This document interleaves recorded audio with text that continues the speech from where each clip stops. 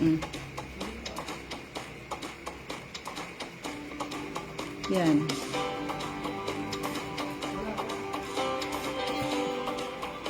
Tingnan mo dito. Speak Life. National Ministries.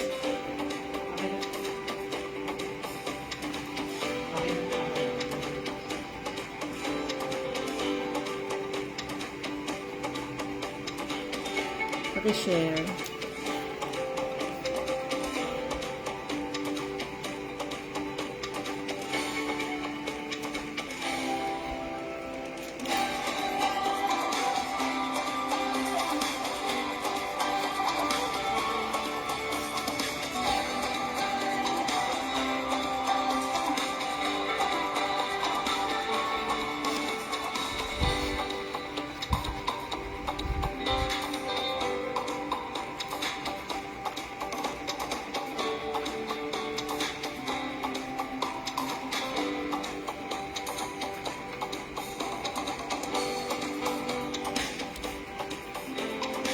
Paki-share sa kung family ko.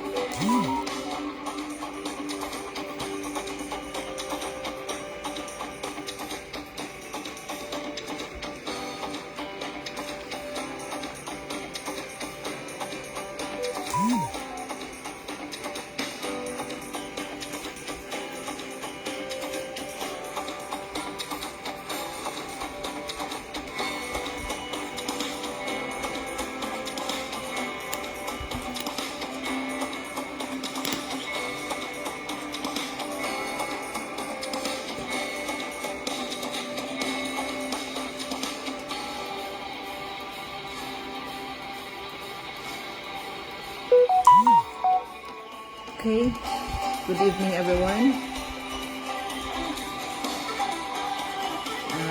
Maraming salamat po sa 4 viewers po natin ngayon.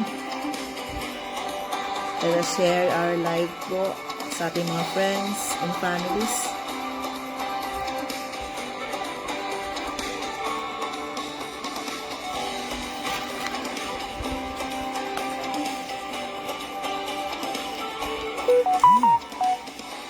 In a little while po ay mag-start na po ang ating Speak Live Day 67 of 100 days. Let us share our live po para sa ating mga kamag-anak, mga kaibigan,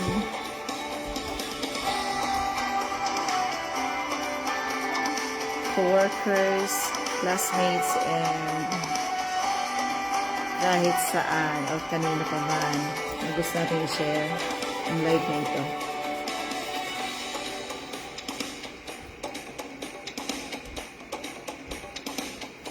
Magandang gabi po, Brother Jerry and Brother Roger, Sister Rowena, Brother Jezrael. Ayan po. Salamat sa pag-antabay sa ating Speak Life gabi-gabi.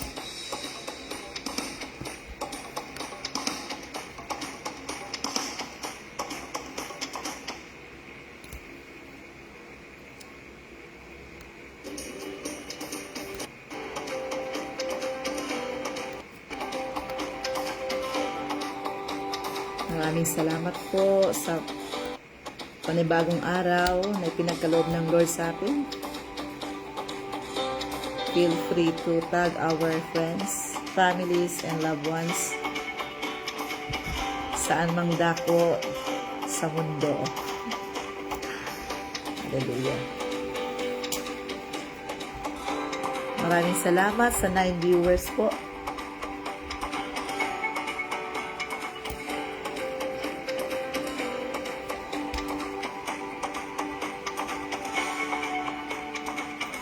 Good evening, Sir Hazel,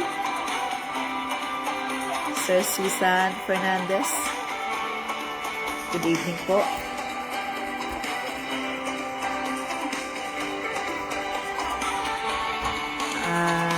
Malinaw po ba yung ano po, boses ko po?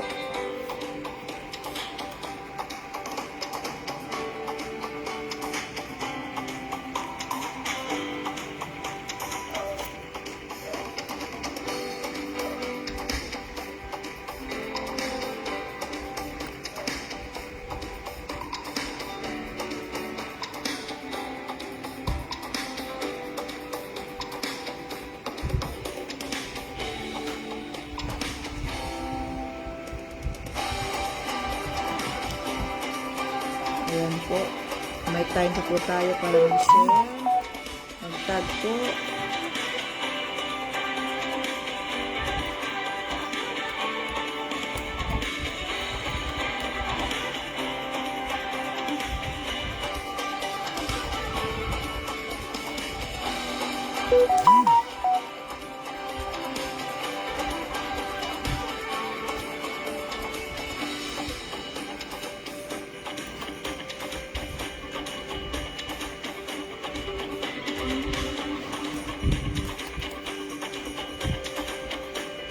Ayan po, magandang gabi sa bawat isa.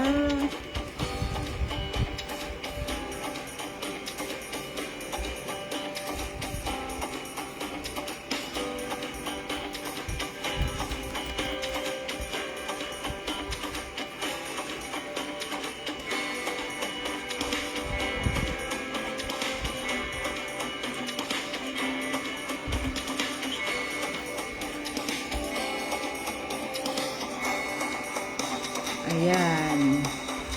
Sino pa ba nandito? Good evening po sa bawat isa. Brother Ronald Galdo. Ayan po. Sir Silden. Magandang gabi po.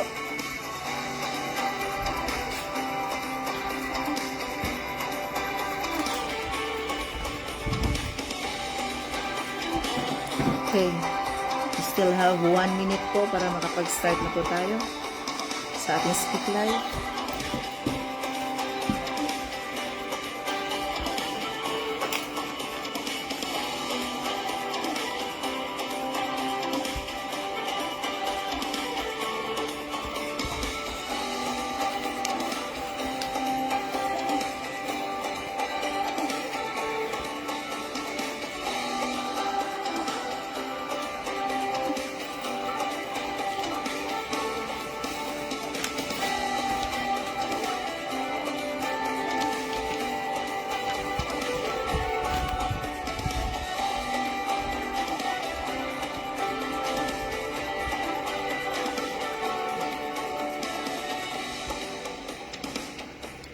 Maraming pong salamat sa pag-share.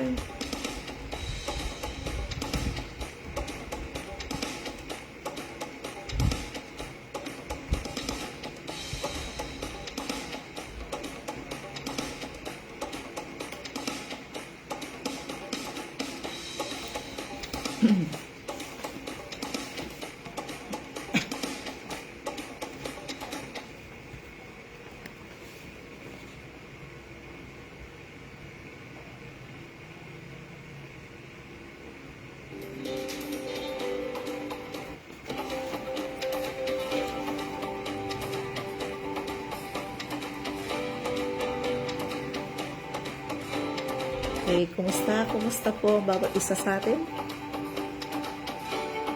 Nawa ay patuloy natin naranasan ang biyaya ng Panginoon.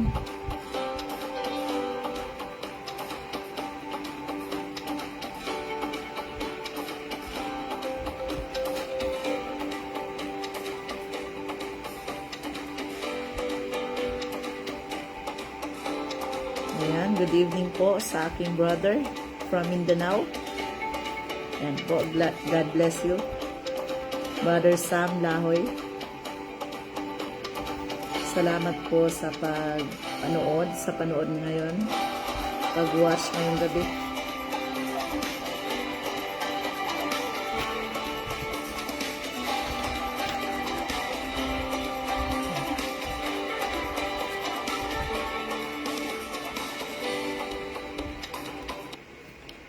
Po, magandang gabi po sa bawat isa.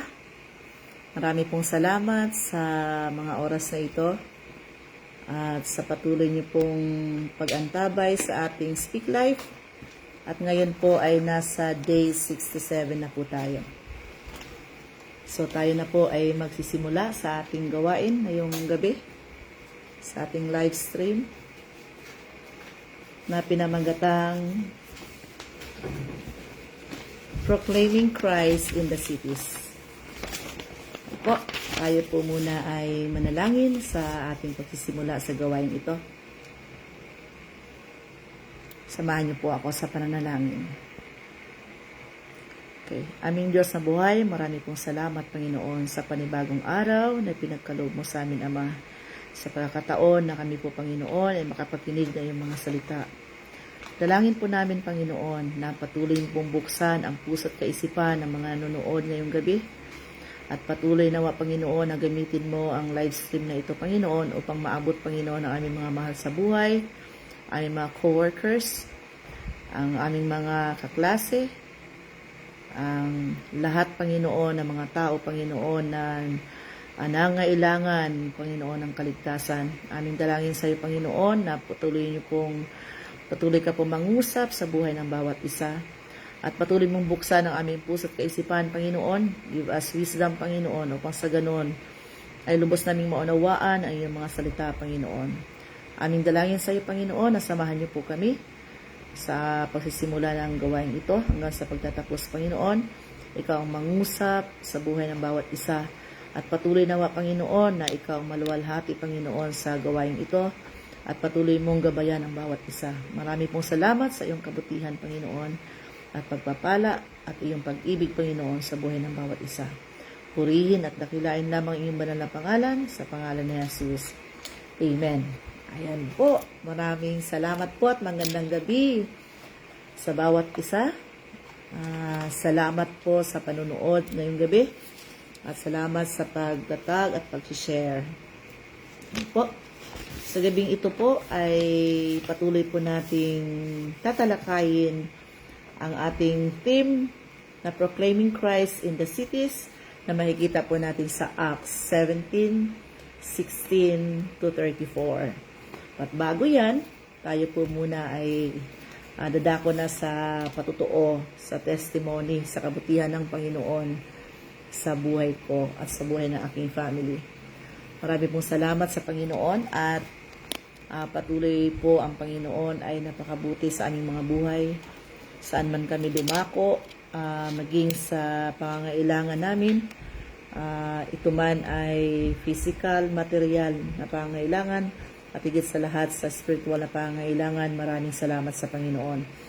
Actually, nung nakaraan ay talagang nung nagbakasyon, not really bakasyon, kundi ay umuwi ako ng Mindanao. Nagpapasalamat ako sa Panginoon sa kanyang provision at pag-iingat, at nagkita-kita kami ng aming mga kamag-anak doon na matagal ko nang hindi sila nakikita. Salamat sa Panginoon sa pagkakataon na nakapag-share din doon sa salita ng Panginoon. Kumbaga, opportunity na ibinigay ng Lord sa akin na makapag-share ng salita ng Panginoon sa lugar na yon. Isa din siguro sa mga hindi ko pa nagawa ay yung pagdalaw pa sa mga churches doon sa Mindanao, particularly doon sa church namin sa Balongisan. Pero salamat pa rin sa Panginoon dahil nakapag-share din naman ako doon sa mga aking mga kamag-anak nung kami ay nagtipon-tipon. Isa yun sa pinagpapasalamat ko sa Panginoon. At salamat din sa Panginoon sa kagalingan dahil nung nakaraan ay talagang medyo nagkaroon din ako ng sakit, sore throat and tonsillitis and ubo. Pero salamat sa Panginoon sa kagalingan na pinagkaloob ng Panginoon sa akin. Okay po. At salamat sa provision at blessings ng Lord sa aming family. Talagang pinapatunayan ng Panginoon na sa kabila ng maraming pagkukulang ay ang Panginoon pa rin ay napakabuti sa aming mga buhay. Salamat sa Panginoon. Lahat ng kalulahatian ay para lamang sa Panginoon. Ayan po. Ngayon naman po ay patuloy po tayo sa ating recap sa ating napag-aralan noong linggo. Okay. Si Pastor Alvin ang naging speaker natin. At patuloy po siyang nangaral tungkol sa Acts 17:30 to 32. Okay. Proclaiming Christ in the cities. Okay. Sabi nga doon, nabanggit niya doon na proclaiming God is proclaiming the gospel. So, proclaiming the gospel, kung paano po tayo mamuhay, isa din yun sa pagpuproclaim ng gospel. So, ibig sabihin, kung ang pamumuhay natin, kung sinasabi natin na tayo ay mananampalataya, pero namuhay tayo na hindi ayon sa gospel, o hindi ayon sa kalooban ng Panginoon, ay hindi natin napoproclaim mismo ang Panginoon sa buhay natin. So, isa sa mga paraan kung paano tayo makapag-proclaim ng gospel is through our life. Okay, righteous life. Okay, yun ang nabanggit ni Pastor Alvin. At isa din doon sa mga nabanggit ay kung alam na atin at naintindihan natin yung ginawa ng Lord, kung anong sakripisyo ang ginawa ng Lord sa atin, kung paano niya ibinigay ang kanyang mismong buhay para iligtas tayo, dapat mamuhay na rin tayo ng may kabanalan. Kasi ang tumawag sa atin ay banal. So, tayo din po ay magpakabanal. So, yung isa din sa mga example na sinasabi ni Pastor doon, yung pag-alaga natin sa ating family. Di po ba bumabangon ang mga nanay sa umaga? Wala naman nag-uutos doon. Bumangon ng maaga para lutuan yung mga bata para sa baon nila, asikasuhin sila.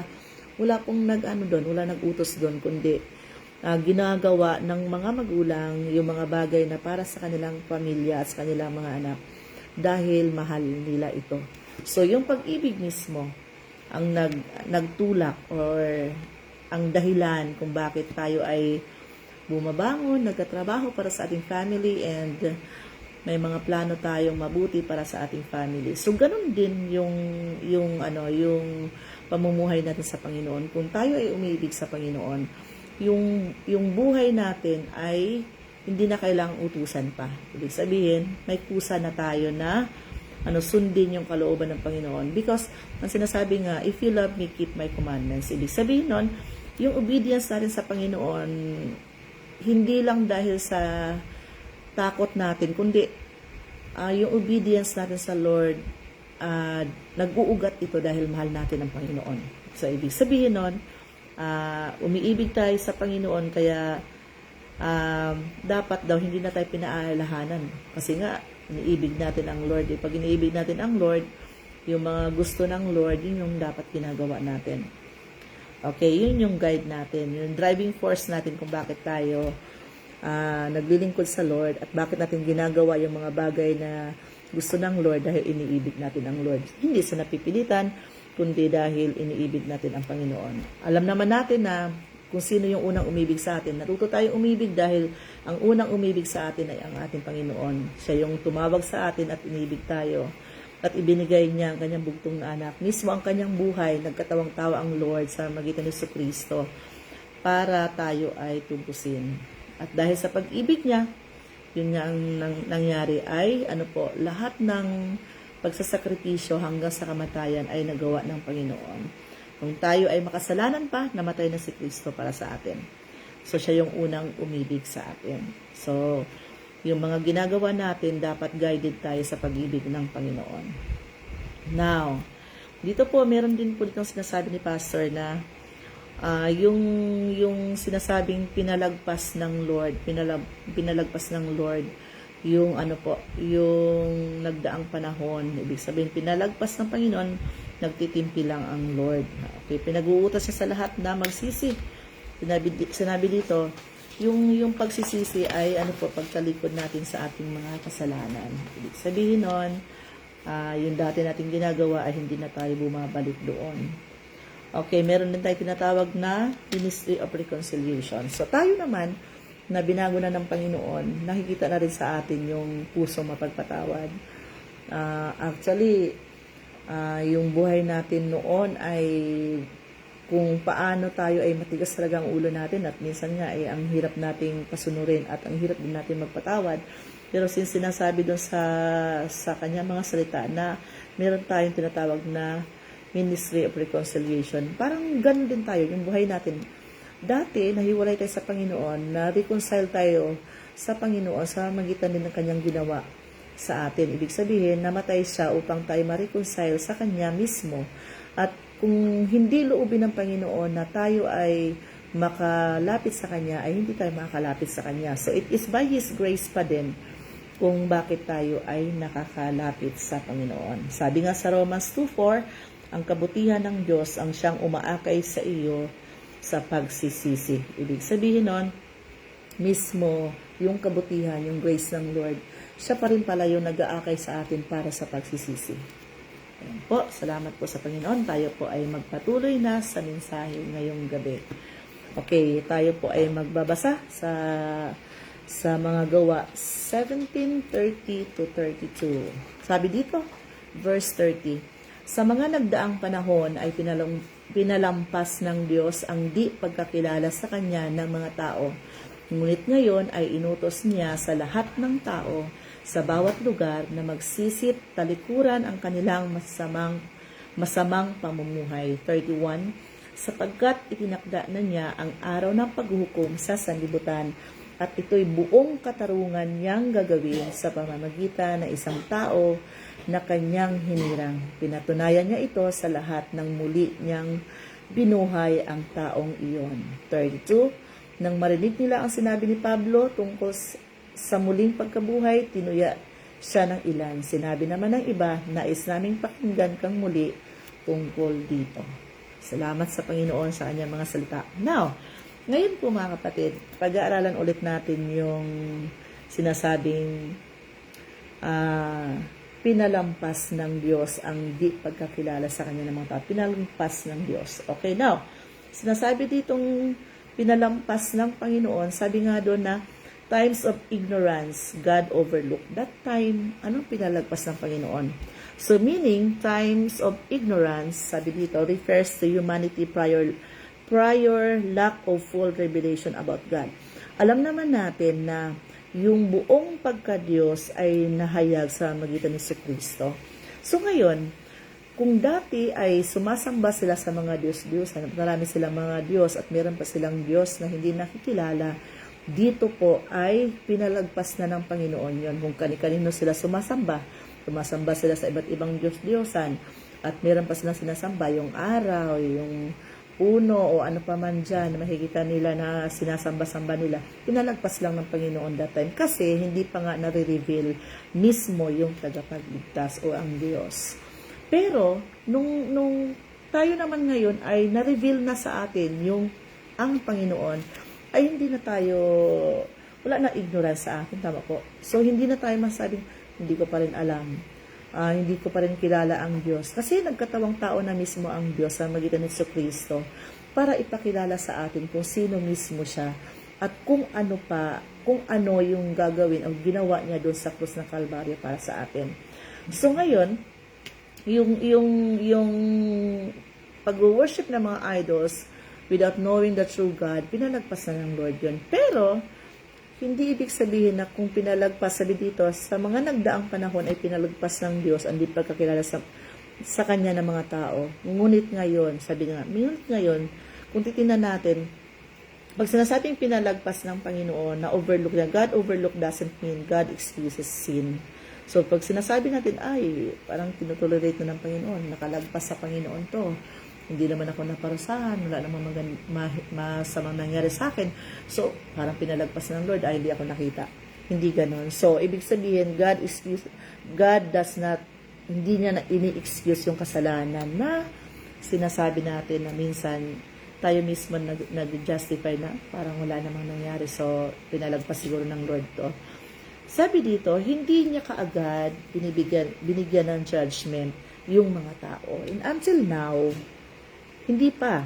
Ibig sabihin, kung meron mga pagdisiplina, lalo sa mga mananampalataya, didisiplina tayo ng Panginoon to, para makabalik tayo sa Panginoon. Pag dito naman, sabi dito, hindi niya binigyan kaagad ng judgment. So, nung tayo ay nagkasala at tayo ay hindi sumunod sa Panginoon, hindi naman kaagad nagbigay ang Lord ng judgment. Kasi time pa rin ngayon ng mercy at meron pa rin tayong time na talikuran ang ating mga kasalanan. Sabi dito, ngunit ngayon ay inuutos niya sa lahat. Inuutos. Ibig sabihin, repentance is a command. Hindi siya option. Kasi inuutos nga sa ibang salin to, mababaw na salin. Inuutos niya sa lahat ng tao sa bawat lugar. So, ibig sabihin, hindi pinipili sa mga Hudyo lang. Dapat magsisi sila kasi sila yung people of God. Sila yung chosen generation dati. Sila lang dapat magsisi para maligtas sila. Hindi Sabi dito, sa lahat ng dako dapat, sa bawat lugar na magsisit talikuran ang kanilang masasamang pamumuhay. So, ibig sabihin nito sa atin ay ito ay ibig sabihin, nag-i-exercise lang ang Lord ng patience, kaya wala pa rin judgment kayo. Meron pa tayong time to repent. Ibig sabihin, kung ngayon ay God is patient and merciful, even yung mga tao ay hindi pa siya kinikilala, at yung mga nakakilala naman sa Kanya, minsan nagkakasala pa rin, ngayon ay nag-i-exercise pa ang Lord ng patience.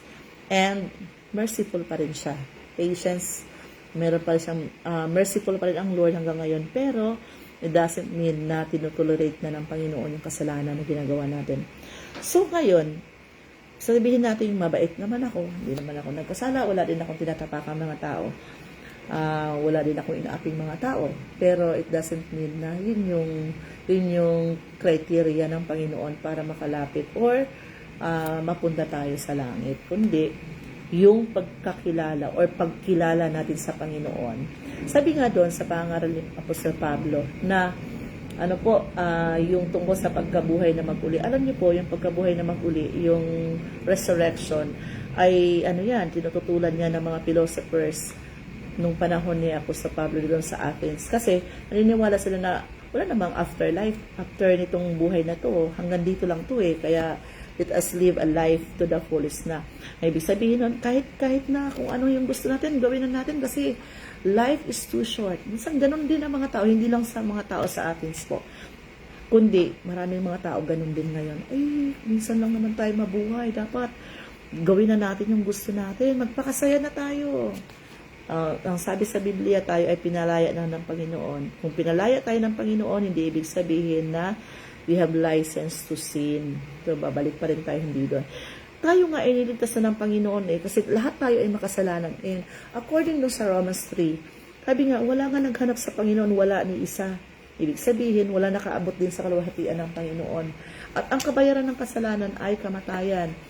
Namatay na si Kristo para sa atin, tubusin na tayo para sa atin, at inihayag na ng Panginoon, at dapat lang kilalanin na ng Panginoon, ng mga tao ang Panginoon. Kasi inihayag na nga the fullness of Godhead po ay nakikilala sa magitan ni Kristo.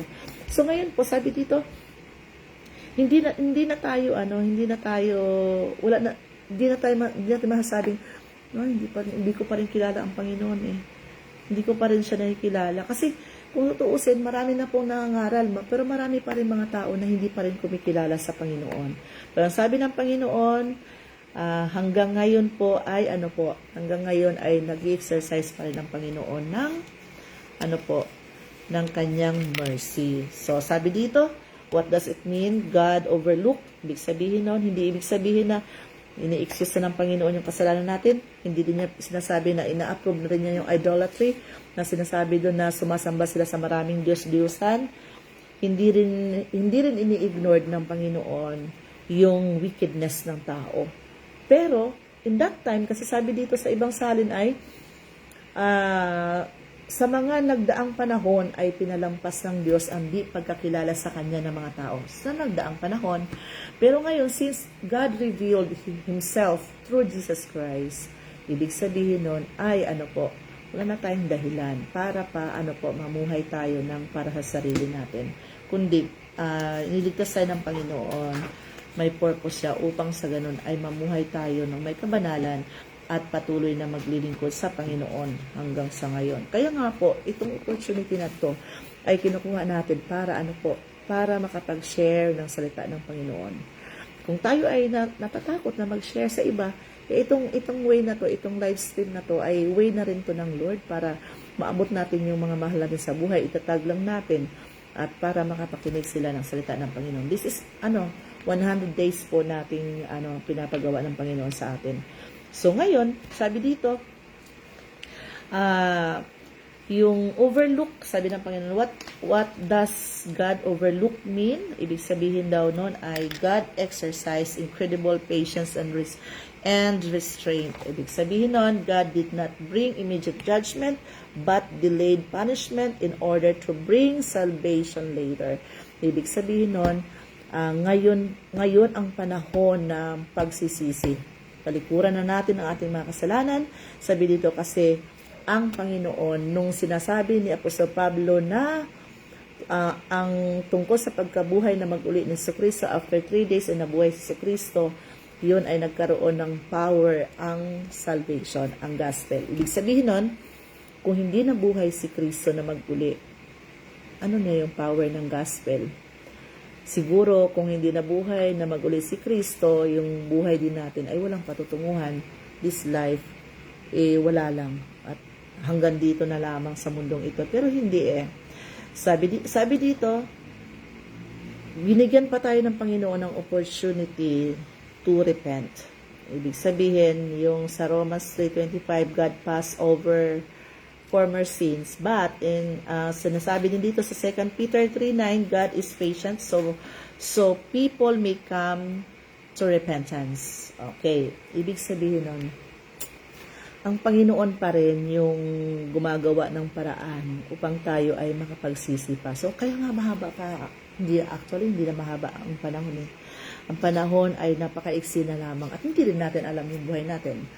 Ngayon, minsan ang buhay natin ay akala natin okay naman, parang okay lang naman, wala namang nangyari.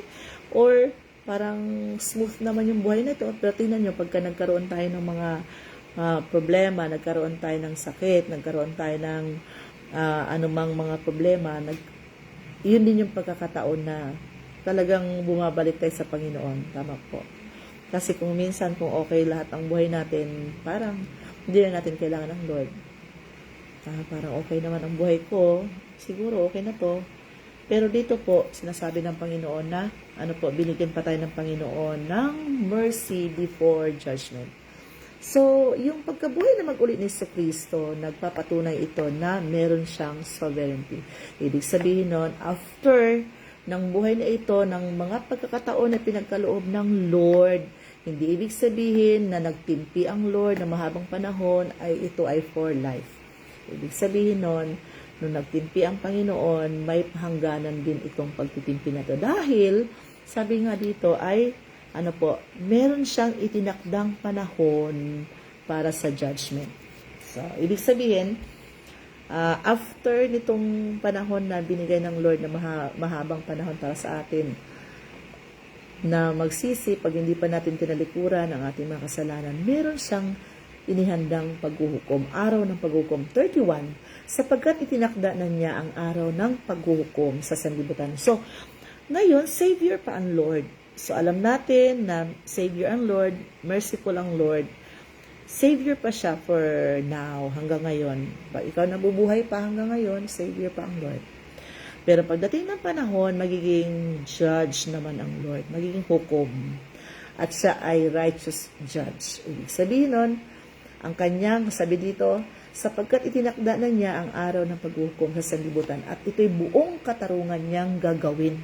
So, buong katarungan. Ibig sabihin, just yung judgment ng Lord. At dahil ang Lord ay just, ibig sabihin ay hindi niya tinutolerate yung kasalanan na meron tayo.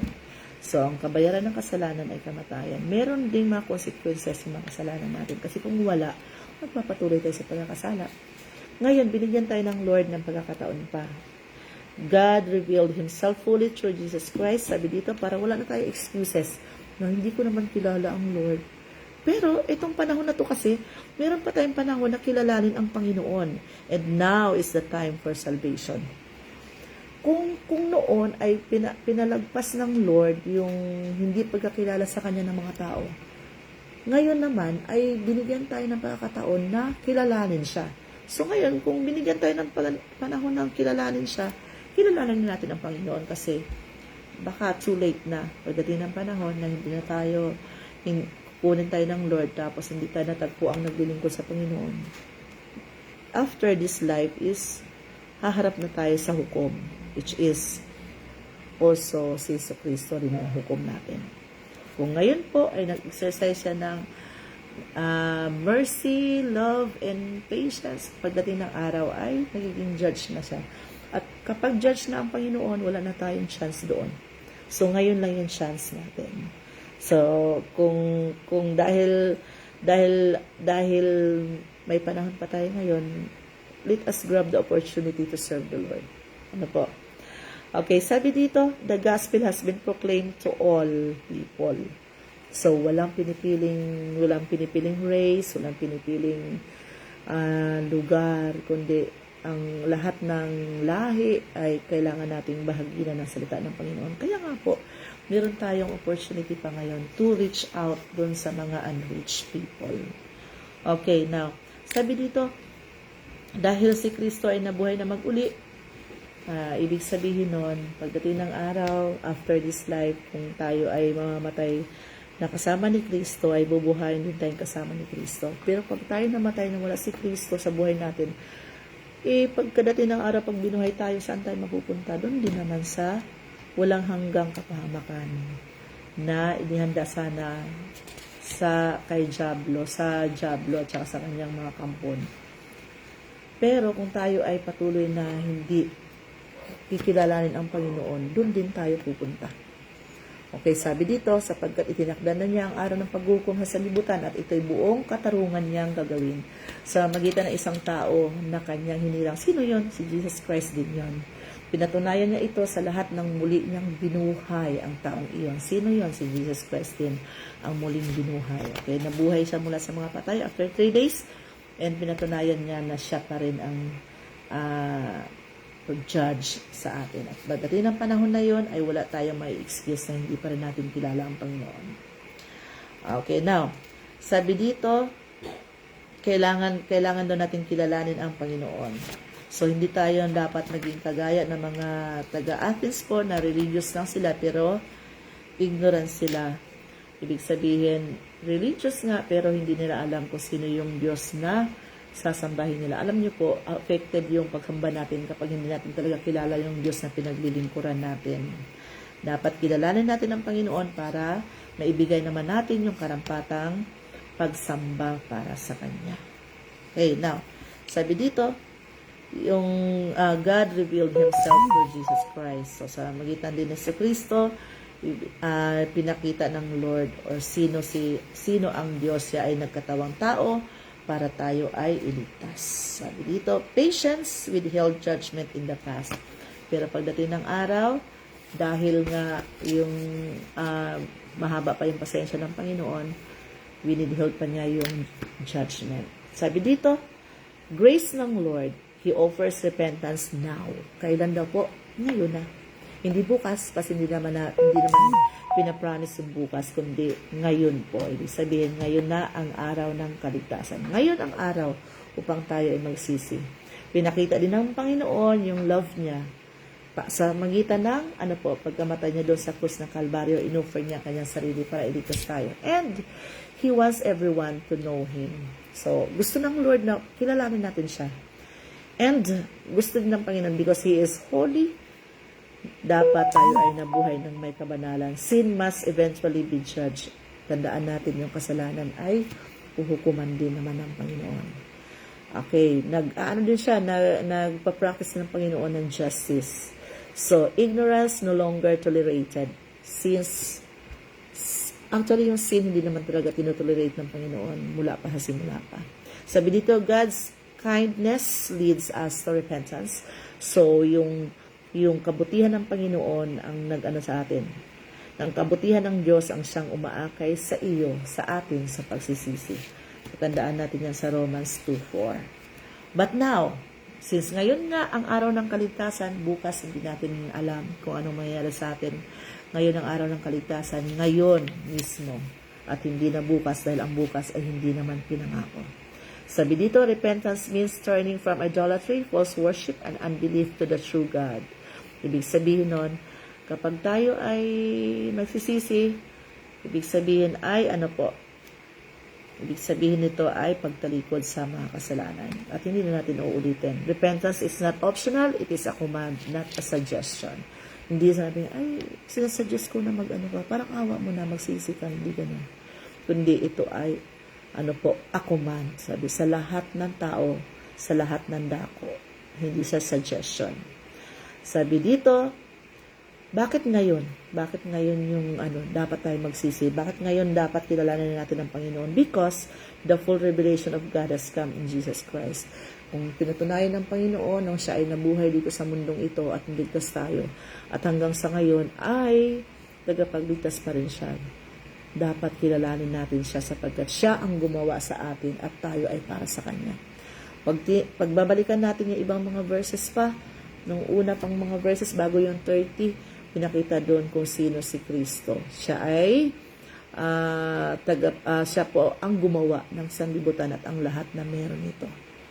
Okay, sabi dito, yung redemptive plan ng Jesus, yung redemption ng Lord, mula sa simula pa lang, ay pinlano na ng Panginoon.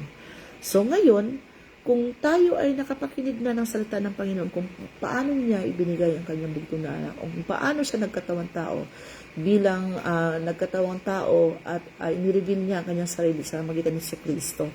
Ngayon, kung napakinggan natin ang salita ng Panginoon, tayo ay manampalataya. Yun lang naman ang sinasabi. Kung sinong sumampalataya sa Kanya ay magkaroon ng buhay ng walang hanggan. At binigyan niya ng karapatang maging anak ng Diyos ang mga sumasampalataya sa Kanya. At ang mga hindi sumampalataya sa Kanya ay ay mapapahamak. Ibig sabihin, ang gagawin lang ng mga tao ay manampalataya sa Panginoon. At manampalataya doon sa ginawa ni Kristo, doon sa krus ng Kalbaryo. Ngayon, ano ang gagawin natin nung malaman natin na si Kristo ay nagkatawang tao, na ang Diyos ay nagkatawang tao at in-reveal niya ang kanyang sarili sa magitan ni Kristo? Anong gagawin natin? Anong sabi ng mga tao doon nung nangaral si Apostol Pedro, nung nangaral si Pedro? Sabi niya, anong gagawin namin ngayon? Anong sabi ni Pedro? Manampalataya kayo at magpabautismo. Ibig sabihin, manampalataya. Manampalataya sapagkat ang pananampalataya ang siyang ito ay kalugod-lugod sa Panginoon. It is impossible to please God without faith. Kaya kailangan nating manampalataya. Now, Christ has come, the gospel has been revealed, and humanity face full accountability. Kung si Kristo ay nagkatawang tao na at yung gospel ay inaihayag niya, so tayong mga tao ay meron ng full accountability. Sapagkat narinig mo na nga, ano naman ang gagawin mo ngayon? So baka naman, magiging response natin ay kagaya sa response ng 32, verse 32. Nang marinig nila ang sinabi ni Pablo tungkol sa muling pagkabuhay, tinuya nila sila. Tinuya siya ng ilan. Ibig sabihin, they mocked him. Na-mock nila, sabi nga, tinutuya siya. Ha? Ano ba nagsasabi mo? Walang ganyan kasi hindi sila naniniwala sa hindi sila naniniwala sa resurrection. At ang mga taong to ay napakatatalino. At sabi nila, ang pagkabuhay na mag-uli ay kamangmangan. Hindi talaga sila naniniwala sapagkat napakatalino nila pero hindi sila naniniwala sa mga bagay na ito. Pero sabi dito, ang iba naman po ay naniniwala at mapakinggan. Sabi nila, gusto namin mapakinggan ka ulit. So, yung iba ganon. Pero yung iba ay yung gusto namin, siguro, di ba iba-iba naman talaga ang response ng tao. Pag tayo nagsishare ng salita ng Panginoon, hindi lahat tumatanggap. Ang salita ng Panginoon ay ay mabuti. Mabuting balita nga ito Pero hindi lahat tumatanggap. Maraming mga nagre-reject. Yun nga po, pag tayo kumakatok sa mga pintuan ng mga tao, isi-share natin sa ng Panginoon. Maraming hindi tumatanggap. Maraming nagmamaksa. Kasi ano ba yan ginagawa nila? Para silang nasisiraan ng bait. Ang layo-layo nito. Tapos supunta sila dito para mangaral lang. Para saan? Marami silang ginagawang ganun. Tapos ang iba naman sabi na, sige po, ano na lang, sige po, pag in-invite natin, sige po, pupunta kami. Parang maganda yung balita na yan na inihayag niyo sa amin. Sige, next time na lang po. Ay, di ba yung iba ganon? Next time po, pupunta kami. Sige po, attend po kami. And, alam niyo po ba, meron din nanampalataya that time. Meron naman din nanampalataya. So, yung conversion po, meron naman nanampalataya, dalawa po doon sa mga pinangaralan ni Apostol Pablo. So, marami mga naandun nakakapakinig, pero hindi lahat nanampalataya. Hindi lahat naniniwala. At yung iba tinutuya si Apostol Pablo. So, ngayon, pag tayo ba'y tinutuya, nire-reject tayo ng mga tao dahil iniisip nila na tayo ay wala yan, mga ano lang yan, praise the Lord lang yan, mga hallelujah lang yung mga yan. Wala yan, mga ano lang naman yan eh. Pero, tayo ba ay anong gagawin natin bilang mga ministers o bilang mga tagapagdala ng balita ni Kristo? Tayo, mabubuting balita tungkol kay Kristo, tayo ba ay hihinto na lamang? Ay, wag na nga lang yan. O ganun ba ang gagawin natin? Or tayo ay magpapatuloy? Siyempre, magpapatuloy tayo kahit anuman ang response nila. Bakit po? Ang Panginoon din naman ang naglalapit ng mga tao para sa Kanya. So tayo lang ay ginagamit ng Panginoon para mag-share ng salita ng Panginoon. Kung hindi sila maniniwala, kung ayaw nilang maniwala, pati ang ating mga pamilya, dami niyan hindi pa naglilingkod sa Lord. Kung ayaw nilang maniwala, magpatuloy pa rin tayo sa paglilingkod sa Panginoon. Magpatuloy pa rin tayo mag-share. Kasi ang Lord naman ay hindi nagtatangi. Basta ang nais ng Lord na ibahagi natin yung salita niya. Sabi ng Panginoon dito, hindi siya nagtatangi. Sa Acts 10:34-35, ang Lord, ang Diyos ay hindi nagtatangi ng tao. Ikaw man ay matalino, ay hindi matalino, mabata ka man o matanda ka man. Dito sa Colossians 1:23, ito, lahat dapat ay mabahagi na natin sa silong ng langit. Ibig sabihin, lahat ng tao, sa lahat ng dako, sa lahat ng pagkakataon. Kasi si Apostol Pablo din naman, nangaral siya ng salita ng Panginoon ay sa lahat ng dako at sa lahat ng uri ng tao. Hindi niya pinipili din eh. So, kung sino ka man, kung ano ka man, ay ano po, ang gospel, ang mabuting balita ni Kristo ay para sa iyo. Kung ikaw ngayon ay naandyan, nakapakinig ng salita ng Panginoon, huwag natin pagmotigasin ang ating puso dahil ang nais ng Lord ay manampalataya tayo. Nais ng Lord na tayo ay mag-respond sa kanyang salita. Sabi ng Panginoon, for God so loved the world that He gave His only begotten Son, for whosoever believeth in Him should not perish but have everlasting life. So, ang buhay na ito na ini-offer ng Panginoon, everlasting life, ay sa piling lang niya. He is the way, the truth, and the life. So, liban sa Panginoon, wala tayong buhay. Liban sa Lord, kay Jesus Christ, wala tayong daan. Liban sa Panginoon ay hindi tayo magkakaroon ng buhay na walang hanggan. So ano ang pipiliin natin? Yung mamuhay tayo sa sarili natin o mamuhay tayo na may Kristo?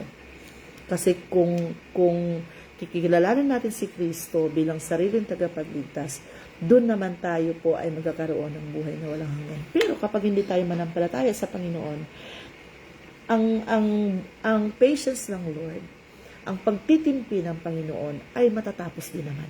At pagdating ng panahon na itinakda niya ang araw ng paghuhukom sa sanlibutan, hindi na tayo makapagsabi, wala po nag-share sa akin, hindi ko po alam. Sino po ba ang Panginoon? Sino po ba yung tagapagligtas? Hindi natin masasabi because ignorance is over. So wala na.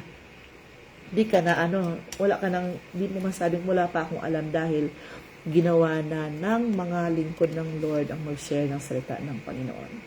So, ngayon po, sabi dito, ano po ba dito? Sa panahon ni Kristo na, God calls for repentance because full revelation has come. So, mag-repent na tayo kasi meron nang namatay para sa atin at iniligtas na tayo mula sa ating kasalanan. So, ngayon, ang gagawin natin ay mag-repent. And kapag tayo ay nag-repent, mayroong transformation. Lahat ng mga totoong naka-encounter sa Panginoon, mayroong transformation. Yung buhay natin ay may pagbabago.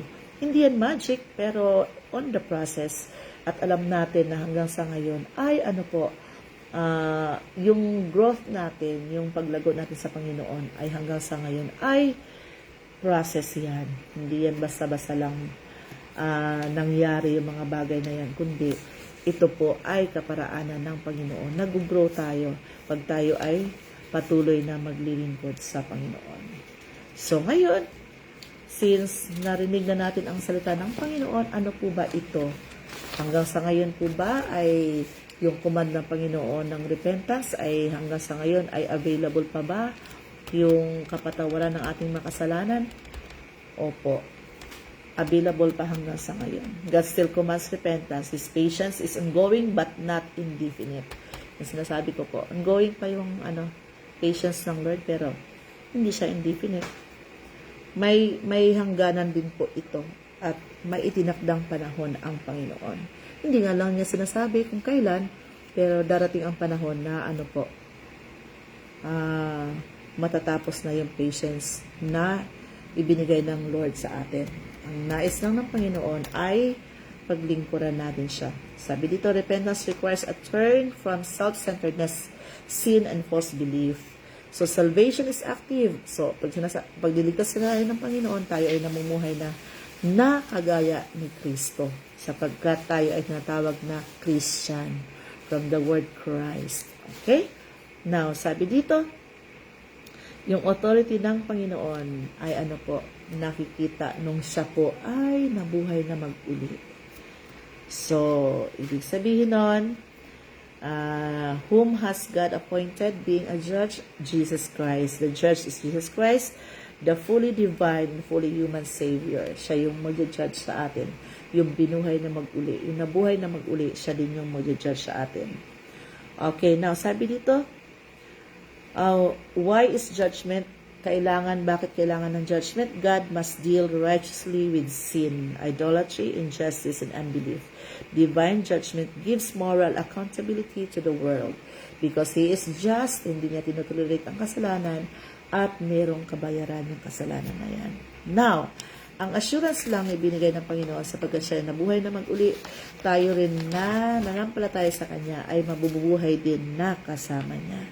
At ang sting ng kamatayan ay wala na. Ibig sabihin, wala ng second death sa mga taong nanampalataya sa Kanya. Ibig sabihin ng second death, ang second death po ay yung yung buhay sa impyerno. Buhay sa impyerno. Ibig sabihin, yung second death kasi ay kamatayang, pangalawang kamatayan.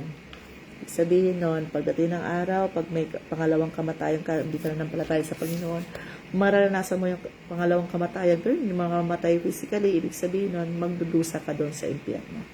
Kasi yun yung inihanda ng Lord para sa kaaway niya, yung diablo. Pero kung tayo hindi manampalataya, doon din tayo pupunta. At siya mismo ang magpapahirap sa atin. Yung presensya ng Lord ang magpapahirap, hindi yung diablo. Lagi pinapaalala sa atin kasi sapagkat siya din ay parulusahan din sa impyerno. Okay, assurance natin, tayo ay mabubuhay na kasama ni Kristo.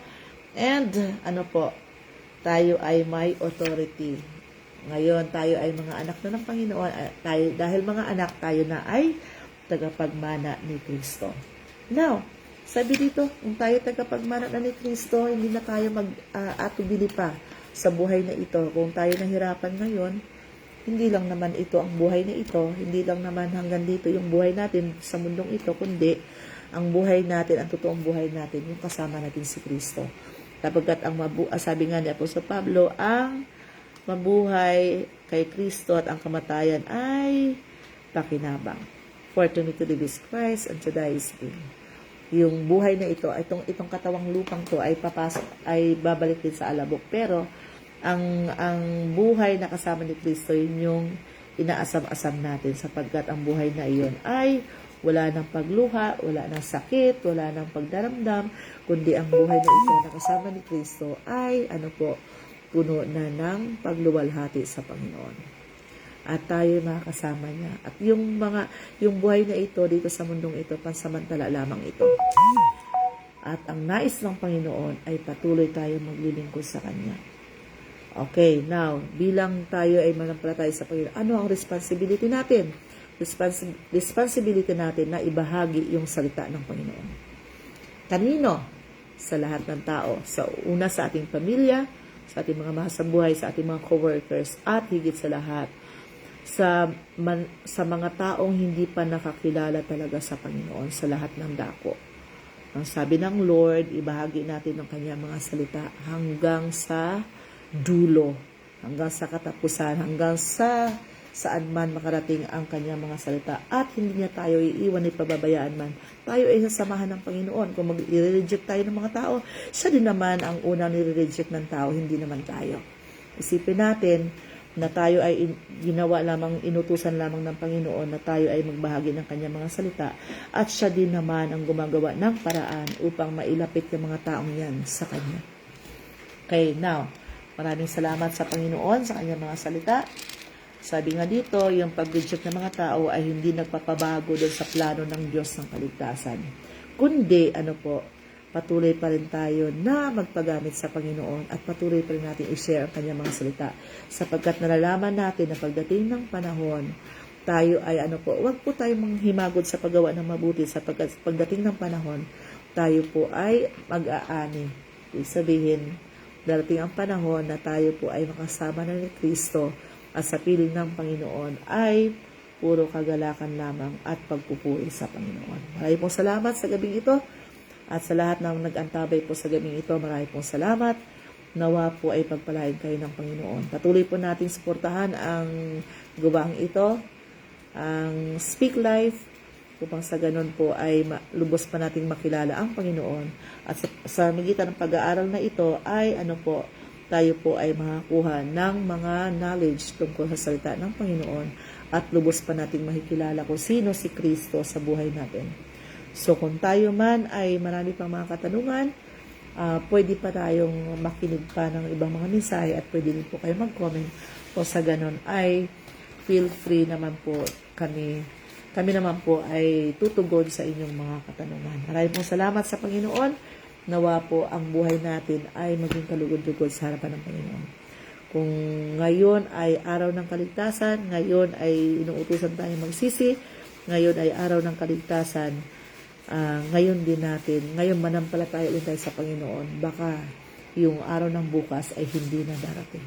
Maraming pong salamat sa Panginoon at nawa ay patuloy po kayo mag-antabay sa ating mga gawain sa Speak Life, and also meron din tayong mga gawain dito sa Antipolo, sa Pinagmisahan. Kung gusto niyo pong umaten sa ating mga services, meron din po tayo.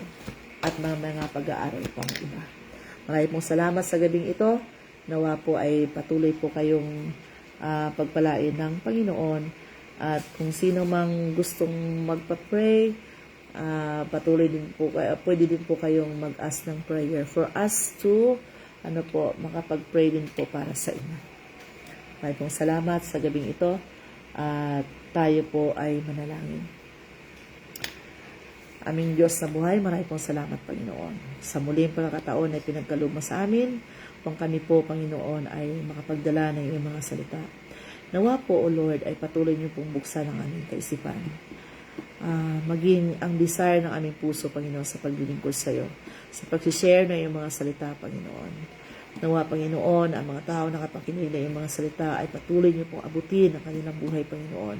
Na kung paano kami nakakilala sa iyo, Panginoon, nawa din po ang mga taong ito ay makakilala ng lubos sa iyo, Panginoon, at mapaglingkuran ka kung sino ang totoong Diyos na pinaglilingkuran namin.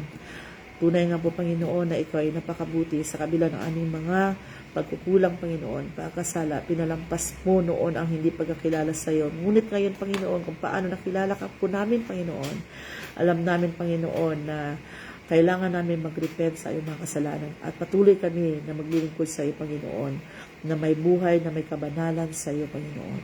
Purihan at nakilain lamang iyong banal na pangalan, Panginoon. Pagpalain mo ang iyong mga anak hanggang sa pagdating mo, Panginoon, nawa matagpuan mo kami, Panginoon, na patuloy naglilingkod sa iyo. Purihan at nakilain lamang iyong banal na pangalan sa iyong lahat ng kapurihan. Salamat at pagluwalhati sa pangalan ni Jesus. Amen. Okay po. Marami pong salamat sa lahat ng nag-antabay po. Shout out! May tagasulat ako dito. Ayan po. Okay, now, salamat po sa mga nag-antabay po ngayong gabi mula sa ating mga churches. Okay, from pastors and churches, Pioduran Church by Pastor Carl Sangigan, Balian Church, Pastor Bong Flores, Tapil Church, Pastor Vicente Salisi and Pastor Berting Salisi, Burias Church, Pastor Alvarico Flores, Dulong Crusher, Pastor J, from Main Church, Pastor Aldwin Ching and Pastor Mirna Halcon, mga outreaches natin, Mission Station, Mendoza, Pinagbisahan, Veterans Padilla, and Binangonan, Cubao, and Burias. Thank you po sa lahat na nag-antabay po sa ating ngayong gabi. Maraming pong salamat sa mga ministers and mga kapatiran natin na patuloy po nag-share at patuloy pong umaantabay sa ating Speak Life. And Sister Hazel Paulo, ayan, siya yung laging nagbibigay ng pictures, nagsisend ng pictures sa atin kung sino-sino yung mga speakers natin. Sister Silden, shout out. Brother Tony, magpagaling ka po, nasa hospital pa siya hanggang ngayon. Galing ako doon kanina, dumalaw ako. Maraming salamat sa Panginoon. Magpagaling ka po at ingatan ka ng Lord. Sister Weng Reyes, ayan, Ronald Galdo, Roger Lego, Samuel Lahoy, Jerry Pasqua, Brother Jerry, Susan Fernandez, Lea Joy, JJ, Altea, Jeronimo, Ate Chi, Mary Rose Teves, Sister Betchay, nasa ibang bansa, Amber, ayan, shout out, kaklase ni G, David Ching, Sister Juvie, Pastora Mirna, Maria Zumi, Sister Jen, Jennifer Page, si Brother Ryan, Annabelle Klenko. Okay, at sino pa ba nandyan? Marami pong salamat sa pag-antabay po at sa lahat ng hindi pa naka-antabay at alam ko naman ay mai-share pa rin natin tong live na ito kasi recorded naman ito. Maraming salamat. Sino-sino pa bang naandyan? Gia, ayan si Gi. Salamat sa Lord. At siya yung tagasulat, Sir Lea, Lea Joy. Salamat din at lagi nagpapaalala.